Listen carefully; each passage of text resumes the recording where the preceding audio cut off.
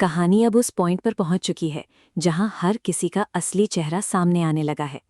एक तरफ अनु अपनी जिंदगी का सबसे बड़ा दर्द झेल रही है, दूसरी तरफ मीरा और रघुपति मिलकर एक नई साजिश की तैयारी में लगे हुए हैं। अपकमिंग एपिसोड में आप देखेंगे कि रघुपति को होश आ जाता है।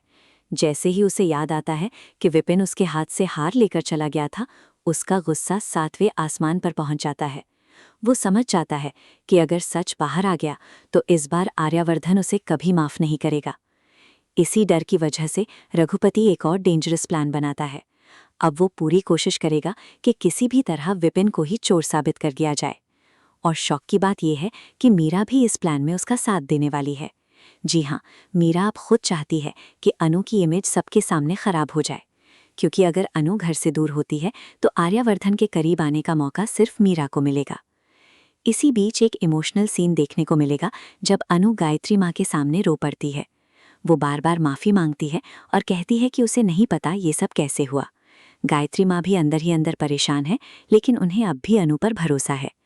दूसरी तरफ विपिन चुपके से हार को वापस रखने की कोशिश करता है, लेकिन उसी वक्त कोई उसे देख लेता है। और यहीं से कहानी में आता है सबसे बड़ा ट्विस्ट।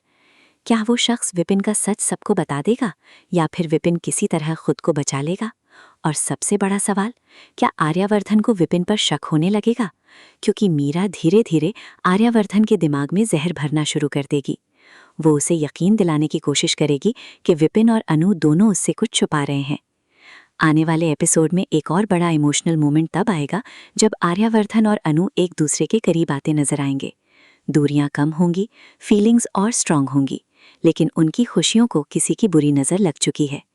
क्या मीरा अपने प्लान में सक्सेसफुल हो पाएगी?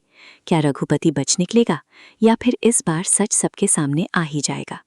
हर सीन सस्पेंस से भरा होने वाला है।